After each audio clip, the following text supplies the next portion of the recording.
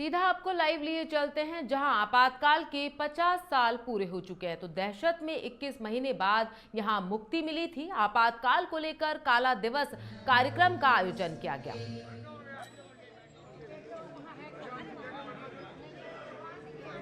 के पश्चात मेरे पास सब कार्यकर्ताओं से आग्रह है कि सब अपने अपने स्थान के ऊपर खड़े होंगे और वंदे मातरम के साथ अब इस कार्यक्रम की शुरुआत करेंगे।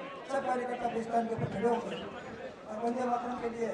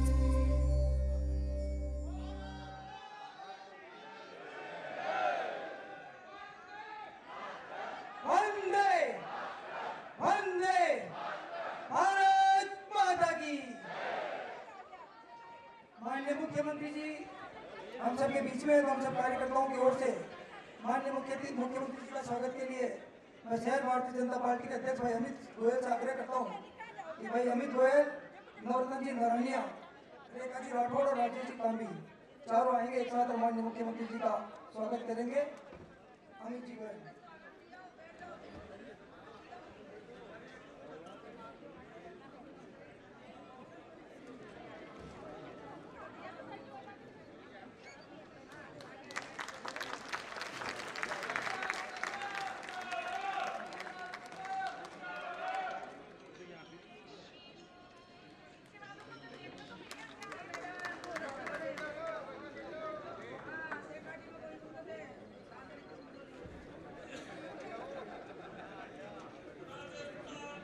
मैं अनुभव शर्मा, हमारे पास जो माननीय विधायक बाल मुकुंदाचार्य जी पधारे हैं, अनुभव जी से आग्रह करूंगा कि बाल मुकुंदाचार्य जी का दुपट्टा लगा के स्वागत अभिनंदन करें।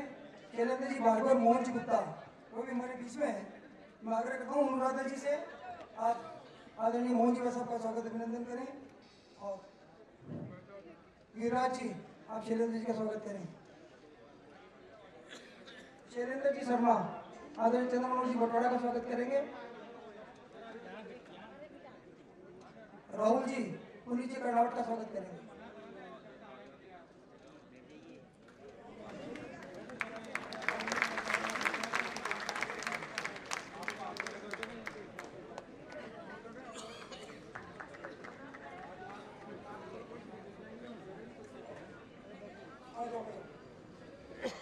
अनुराधा जी माननीय मुख्यमंत्री जी को दुपट्टा करने का स्वागत करेंगे।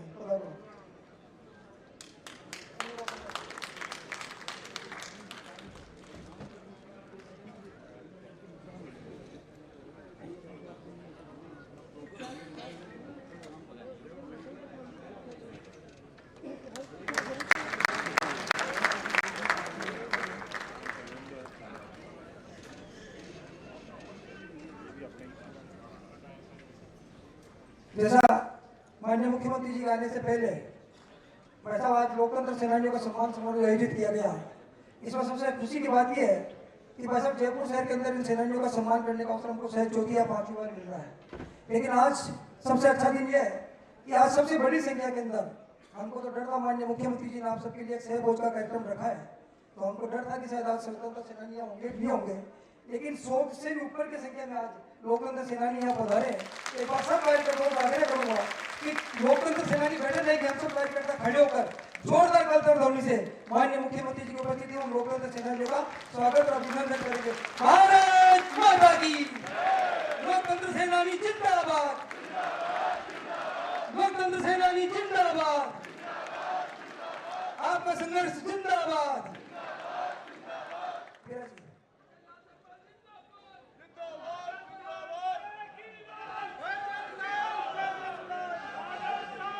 शांति शांति, एक बार लगाना, जोर से लगाइए। भजन राम शर्मा जिंदाबाद, भारतीय जनता पार्टी जिंदाबाद। साथियों, मुख्यमंत्री जी का आने के पहले आदरणीय नाथू सिंह जी को, आदरणीय मोहन जी गुप्ता को हमने लोकतंत्र सेनानी के रूप में आपातकाल के स्मरण हमने सुने। किस प्रकार का भयावह दृश्य हम सबने सुना और किस प्रकार से उस इमरजेंसी के दौरान 1 लाख से ज्यादा भारतीय जनता पार्टी के कार्यकर्ता, जो समय जनसंघ के कार्यकर्ता थे या संघ के स्वयंसेवक थे, उनको किस प्रकार से बंद किया गया, किस प्रकार से यातनाएं दी गई।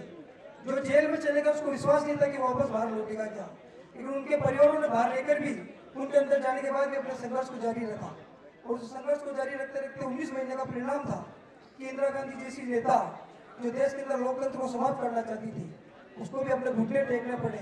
और इन्हीं के संघर्ष के बाद के अंदर जब देश के अंदर पहला लोकसभा का चुनाव हुआ, उस लोकसभा के चुनाव के अंदर कांग्रेस बुरी तरीके से हारी और 154 सीटों के ऊपर सिमटी इंदिरा गांधी जो रायबरेली से चुनाव लड़ी, खुद भी इस चुनाव के अंदर हारी। इसलिए मैं तो इतना कह सकता हूँ कि आज ये वो कार्यकर्ता बैठा है, इस कार्यकर्ता से चाहे कोई सा राजनीतिक दल हो, चाहे कोई अमानवीय शक्ति हो, अगर भारतीय जनता पार्टी के कार्यकर्ता से टकराएगी तो उसका अर्थ यही होगा जो इंदिरा गांधी का हुआ था। इसलिए मैं इस कार्यकर्ताओं की शक्ति को नमन करते हुए इस पूरे जनसंघ के काल के अंदर जो कुछ घटा है उसके ऊपर माननीय मुख्यमंत्री जी ने जिस प्रकार से हमको अभी 2 दिन पहले श्यामा प्रसाद मुखर्जी के ऊपर सुनाया था, मैं समझता हूँ जब मुख्यमंत्री जी बोलेंगे तो इमरजेंसी की ऐसी कोई बड़ी घटना नहीं होगी जो हमारे बीच में छूटेगी।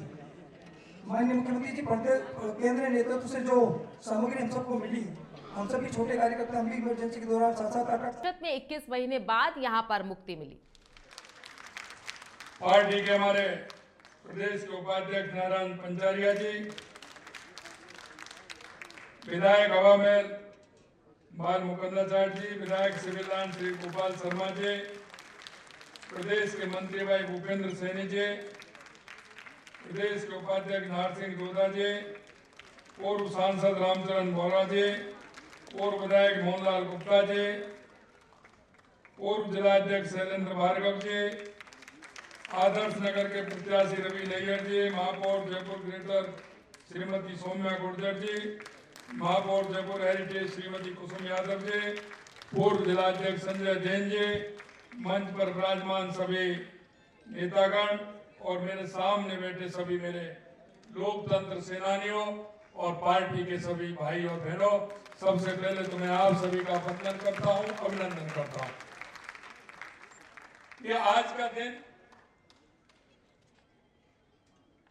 ये वो दिन है जब देश के अंदर पहली बार देश की जनता को ये काला दिन देखने को मिला था, क्योंकि कांग्रेस ने हमेशा तुष्टीकरण, जातिवाद, परिवारवाद और भ्रष्टाचार की राजनीति की है। ये आज से नहीं है, क्योंकि इनकी जो लोलुपता है पद,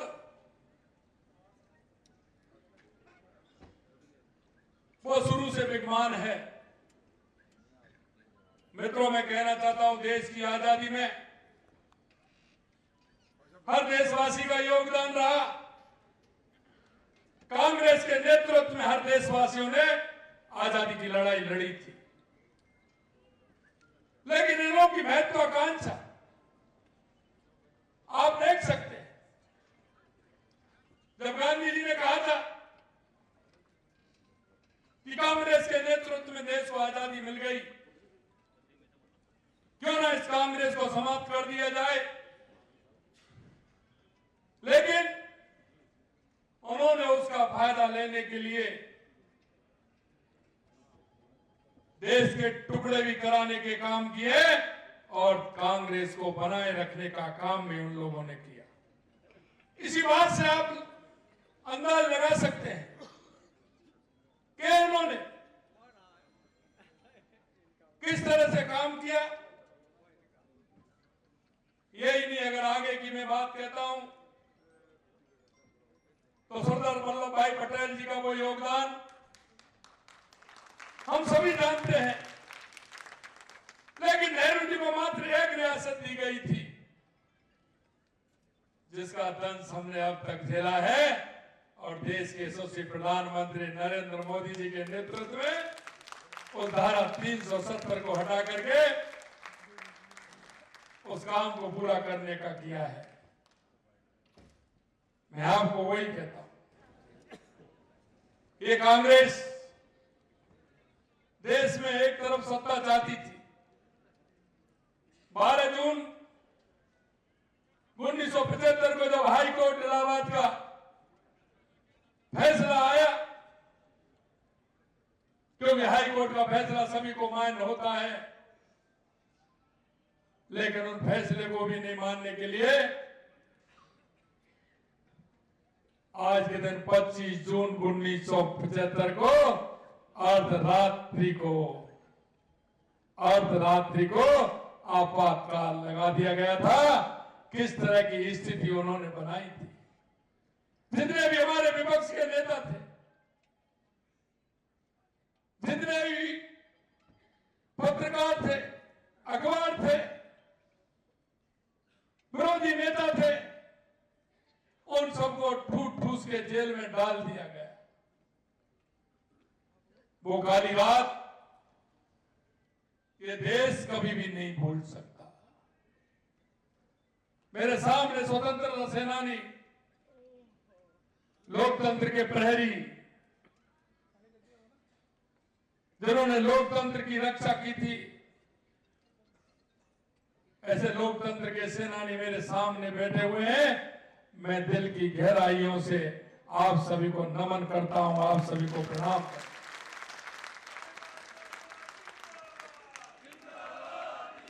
क्योंकि हमारी उम्र भी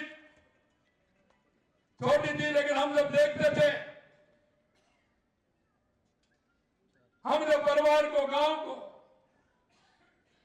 ऐसे लोगों को देखते थे तो सुनते थे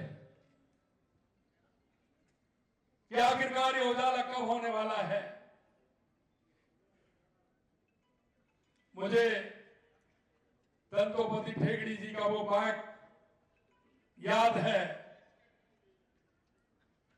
क्या ये अंधकार मिटाने के लिए जीवन की मशाल जलानी पड़ेगी, जीवन की मशाल जलानी पड़ेगी। उन्होंने किस तरह से अपने जीवन को तपा। मैं कह सकता हूं कि उस समय घर परिवार कहीं ऐसा ही नहीं लगता था कि हम काली कोठरियों में से कभी बाहर भी आएंगे। लेकिन उनका जो जज्बा था, उनका जो हौसला था, वो जीवन को कहते थे कि चाहे कुछ भी हो जाए, हमारा जीवन समाप्त हो जाए, लेकिन लोकतंत्र की हत्या नहीं होने देंगे, नहीं होने। मेरे भाई और बहनों, आज का दिन ये वो दिन है जो आने वाली पीढ़ी को भी हमें इंगित कराना है।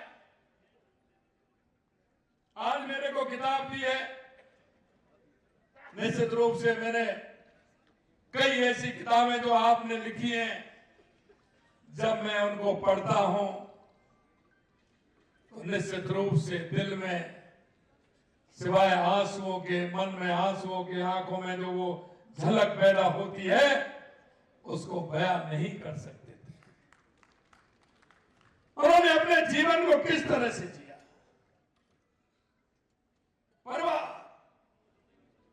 एक मेरे को सुना रहे थे, जब ये आपातकाल चल रहा था, 1, 2 दिन, 3 दिन ही हुए थे, वो अपना काम करके आए, घर पर पहुंचे शाम को,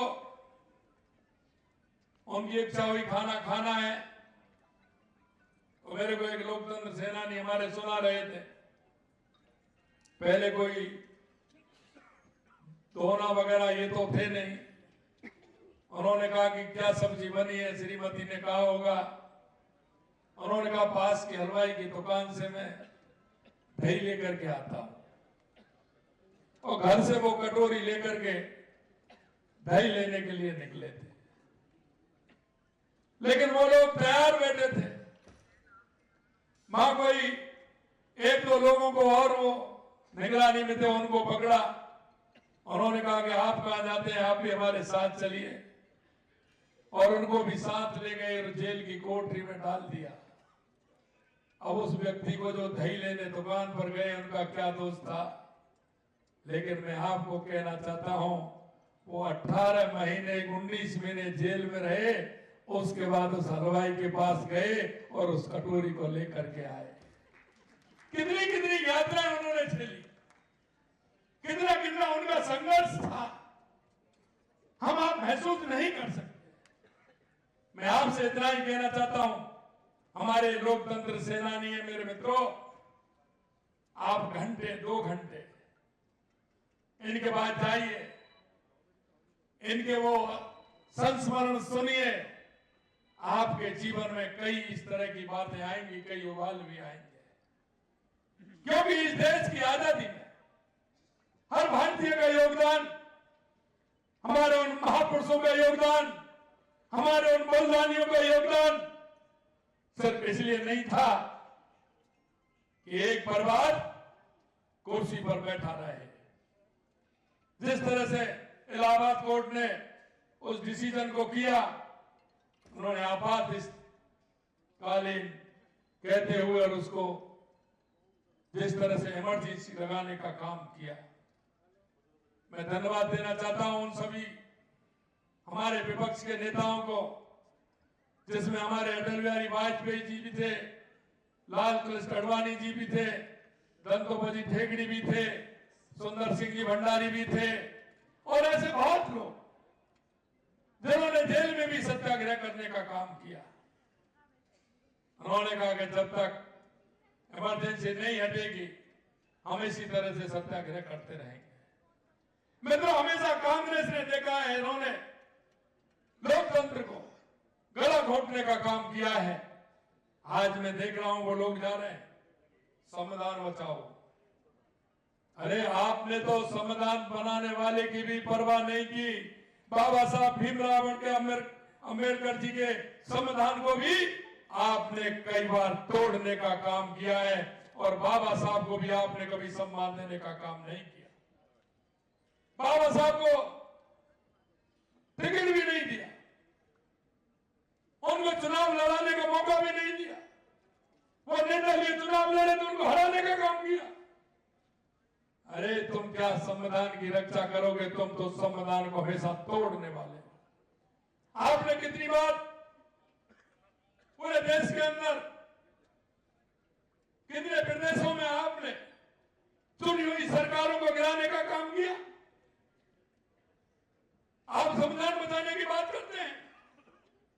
आपने तो इस देश में वो स्थिति पैदा कर दी थी कि लोगों के जो अरमान थे, लोगों की आशा और उम्मीद थी, उसको भी आपने धक्का पहुंचाने का काम किया।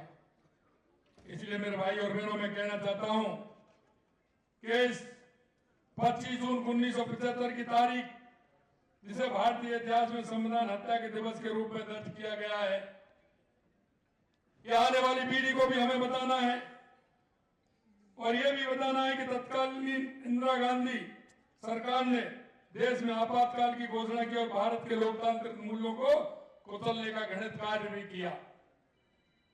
आज आपातकाल के पूरे 50 वर्ष हुए हैं।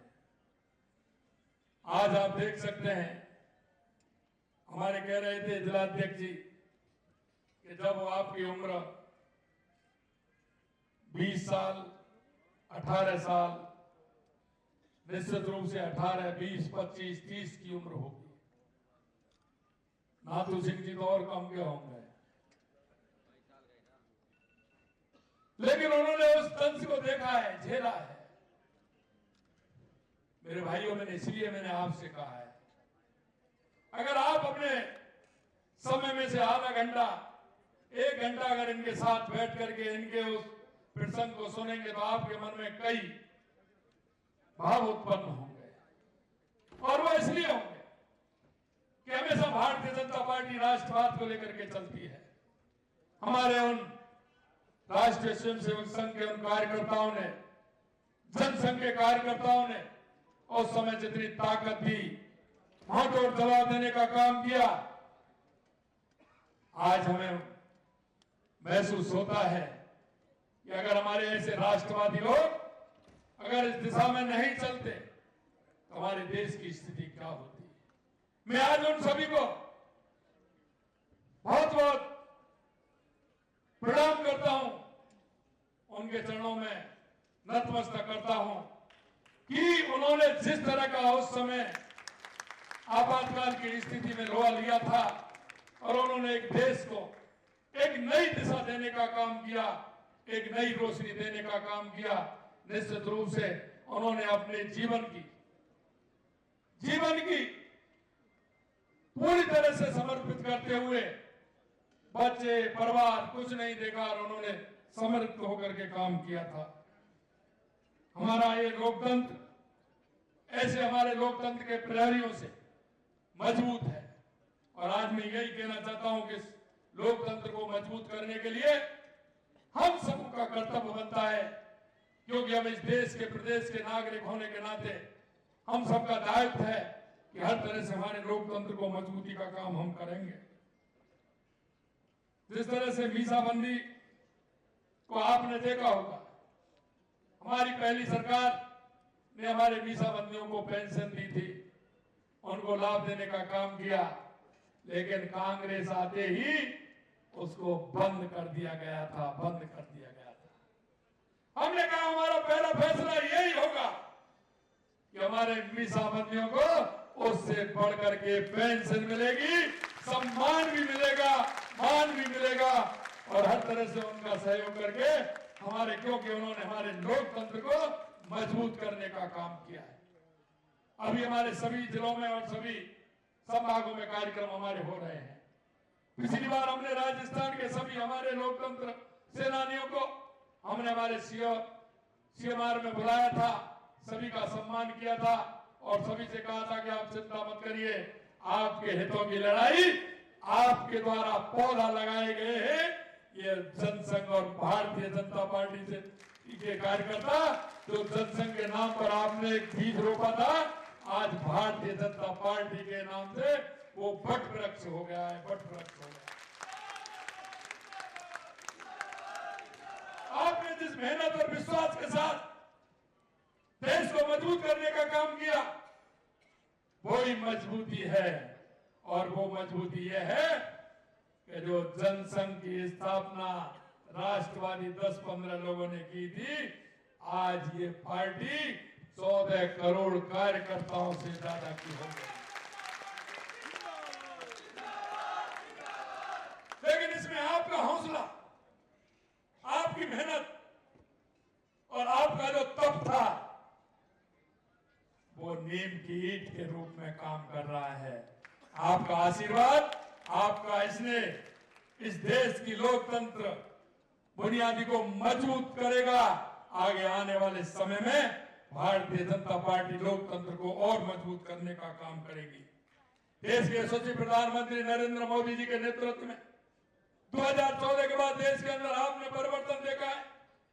देश के अंदर तो परिवर्तन आप महसूस कर रहे हैं और मैं कहना चाहता हूं, यही वो फौज है जो कहती थी, क्योंकि मुझे ध्यान है एक बार जब मैं हमारे प्रभारी प्रदेश के अरुण सिंह जी जब आए थे तो वो सभी हमारे बुजुर्गों से मिलने गए, तो हमारे भावड़ा जी उस समय थे, तो हम भावड़ा जी से मिलने गए और भावड़ा जी से जब मिलने गए इसी तरह से प्रसंग चला और वो प्रसंग चलते चलते धारा 370 और राम मंदिर पर आ गया। मित्रों, मैं बताना चाहता हूं इस लोकतंत्र सेनानियों की ताकत ये जब ये विषय आया तो उन्होंने जब अपना संस्मरण सुनाया, उन्होंने कहा कि मेरे कई साथी चले गए, लेकिन मैं सौभाग्यशाली हूं कि धारा 370 हटते देख रहा हूं, राम मंदिर बनते देख रहा हूं। ये कहते कहते उनकी आंखें भर आई और उनकी आंखों में से आंसू निकल आए कि मैं आज बहुत सौभाग्यशाली हूं। जो नारे हमने लगाए थे, जो सपना हमने देखा था, वो सपना हमारा पूरा मेरे सामने हुआ। आप देख सकते हैं मेरे भाई और बहनों, मैं आपसे यही कहना चाहता हूं, देश के यशस्वी प्रधानमंत्री नरेंद्र मोदी जी के नेतृत्व में हमारा देश आगे बढ़ रहा है। चाहे वो हमारे गरीब कल्याण की योजनाएं हो, चाहे हमारे विकास की योजनाएं हो, चाहे आतंकवाद नक्सलवाद का खात्मा हो या दुनिया में बढ़ता हुआ भारत का गौरव हो, ये आप सभी को देखने को मिल रहा है। और हमारा जो विचार, जिस राष्ट्रवादी विचारधारा को लेकर के हम चले थे, राष्ट्रवाद हमारी परिकल्पना, हमारे ऋषि मुनियों ने जिस संस्कृति, जिस विचार को दिया है, उसको लेकर के हम आगे चल रहे हैं। मैं आपसे अंत में इतना कहूंगा कि आज हम संकल्प लें कि हम अपने संविधान और लोकतंत्र की रक्षा के लिए हमेशा तत्पर रहेंगे। इसमें किसी भी प्रकार की कोई कमी नहीं आएगी। आइए हम सब मिलकर प्रतिज्ञा करें कि हम उस काले दौर को कभी भूलेंगे नहीं और ना ही किसी को इसे भूलने देंगे। हमारा लोकतंत्र हमारी ताकत है और इसे और मजबूत करने का काम हम करेंगे। और वो इसलिए क्योंकि जो हमारी नई पीढ़ी है उसको नहीं पता है कि आजादी के मायने क्या थे, किस तरह से हमारे देश के उन बलिदानियों ने आजादी की लड़ाई लड़ी और किस तरह से हमारे लोकतंत्र के सेनानियों ने लोकतंत्र बचाने के लिए लड़ाई लड़ी थी। अंत में आपसे इतना ही कहूंगा कि हमें हमेशा हमारे लोकतंत्र सेनानियों का सम्मान करते हुए उनके जो जीवन में जो उनसे बीती है, उनके जो संस्मरण हैं, उन संस्मरणों को याद करते हुए हम उनसे प्रेरणा लें और प्रेरणा लेते हुए हमारे इस लोकतंत्र को मजबूत करने का काम करें। क्योंकि ये कांग्रेस ने हमेशा आजादी के बाद से लेकर के आज तक सिर्फ लोकतंत्र का गला घोंटने का काम किया है, लोकतंत्र का गला घोंटने का काम किया है।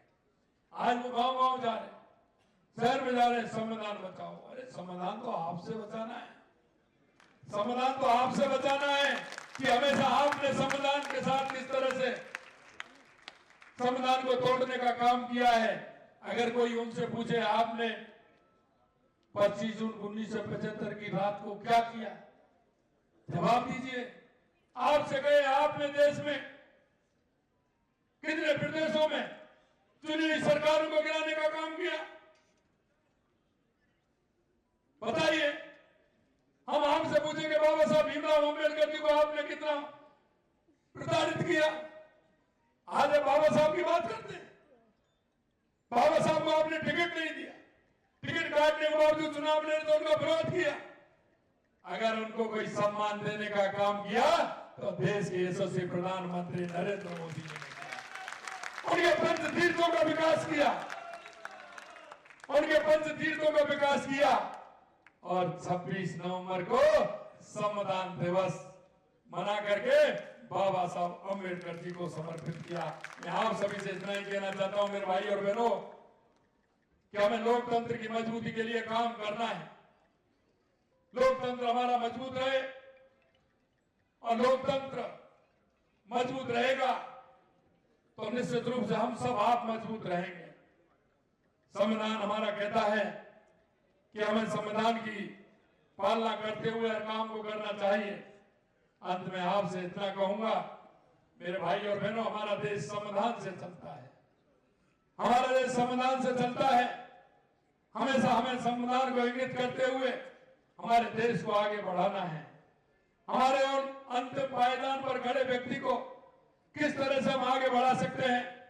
पंडित दीनदयाल उपाध्याय जी की अंत्योदय की योजना, बाबा साहब भीमराव अंबेडकर की अंत्योदय की योजना, आप देख रहे हैं देश के यशस्वी प्रधानमंत्री नरेंद्र मोदी जी ने गरीब कल्याण के लिए काम किया है। और मैं आपसे कहना चाहता हूं हम इस राष्ट्र को मजबूत करने के लिए हमारे कई तरह के इस तरह के कार्यक्रम चल रहे हैं। आज हम कह सकते हैं जल संरक्षण का कार्यक्रम हमारा चल रहा है, पर्यावरण को लेकर के हमारा कार्यक्रम चल रहा है, बेटी बचाओ बेटी पढ़ाओ के कार्यक्रम हमारे चल रहे हैं। देश के यशस्वी प्रधानमंत्री नरेंद्र मोदी जी के नेतृत्व में स्वच्छता से लेकर के सभी कार्यक्रम ये हमारे चल रहे हैं। और मैं कहना चाहता हूं, हमारे प्रधानमंत्री जी कहते हैं कि देश के अंदर 4 जातियां हैं, युवा, महिला, गरीब और किसान। हमें इनके उत्थान के लिए काम करना है।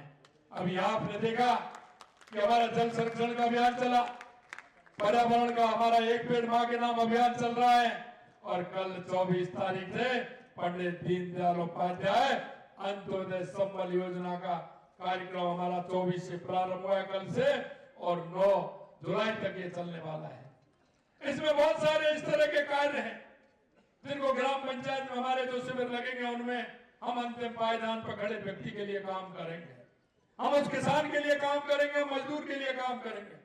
हमारा संकल्प है कि हमने कहा हम 5000 गांव को बीपीएल मुक्त करेंगे। हम उन गांव को भी मुक्त कर रहे हैं और 10,000 गांव को चिन्हित भी कर रहे हैं कि उनको भी बीपीएल मुक्त किया जाए, आत्मनिर्भर बनाया जाए, उनका जीवन स्तर कैसे उठे, इसके लिए हम काम करते हैं। हमारे गांव के छोटे छोटे काम होते हैं, चाहे वो नामांतरण का कार्य हो, चाहे बंटवारे का कार्य हो, चाहे गरीब को पट्टा देने का कार्य हो, इन सभी कार्यों को भी कर रहे हैं। हमारे जल संरक्षण के कार्य भी हो रहे हैं। हमारे एक पेड़ मां के नाम लगाने का नर्सरियों से पौधा लेकर के वो भी हो रहा है। और हमारे गरीब को किस तरह से सहायता मिल सके, क्योंकि बरसात के समय में पशु भी बीमार होता है, तो उनके टीकाकरण का भी काम चल रहा है। मंगला पशु योजना का काम भी चल रहा है, आयुष्मान भारत का काम भी चल रहा है। इसलिए मैं आप सभी से कहना चाहता हूं, क्योंकि हम सभी का दायित्व बनता है एक नागरिक होने के नाते, क्या केंद्र सरकार हो या राज्य सरकार हो, हमारी जितनी भी योजनाएं उनका लाभ उस गरीब तबके तक पहुंचे, हमारी माता बहनों तक पहुंचे, हमारे युवा तक पहुंचे, हमारी दिव्यांग बहन तक पहुंचे। इसलिए मैं आप सभी से निवेदन करना चाहता हूं कि कृपया हम हमारे आस में, पड़ोस में, हमारे मोहल्ले में, हमारे अपार्टमेंट में, कहीं भी आपको ऐसा लगे कि इसको आवश्यकता है सरकार की योजनाओं की, तो उनको सरकार की योजना दिला करके आप भी उस पुण्य को कमाएं। इतना मैं कहना चाहता हूं। आप सभी इतनी बड़ी संख्या में आए, हमारे लोकतंत्र सेनानियों का जो हमने सम्मान किया है, पुनः उन सभी को मैं प्रणाम करता हूं, नमन करता हूं। आप सभी लिए आए, आप सभी के लिए बहुत बहुत धन्यवाद। मंचासीन नेताओं के लिए बहुत बहुत धन्यवाद। आप सभी को बहुत बहुत धन्यवाद। जय हिंद, जय भारत, जय राजस्थान। माननीय मुख्यमंत्री जी का ओजस्वी भाषण हम सबने सुना है। साथियों, कल से लेकर 6 तारीख तक वार्डों के अंदर जो श्यामा प्रसाद मुखर्जी बलिदान दिवस के कार्यक्रम होंगे, मैं समझता हूँ कि परसों का भाषण और आज माननीय मुख्यमंत्री जी का आज का भाषण, ये दोनों भाषण हमारे लिए एक मार्गदर्शन के रूप में काम करेगा। मुख्यमंत्री जी के संदेश को हम नीचे वार्डों तक लेके जाएंगे और मुख्यमंत्री जी को एक बार विश्वास दिलाते हैं कि आपने जो संविधान की रक्षा हमसे अपेक्षा की है, भारतीय जनता पार्टी का कार्यकर्ता अंत समय तक संविधान की रक्षा के लिए आपके साथ कंधे से कंधा लगा के लड़ेगा। मैं कार्यक्रम के अंदर इस कार्यक्रम के आभार के लिए हमारे सांसद महोदय आदरणीय मंजू जी से आग्रह करता हूँ कि आप आभार के लिए पधारें। आदरणीय मंजू शर्मा जी।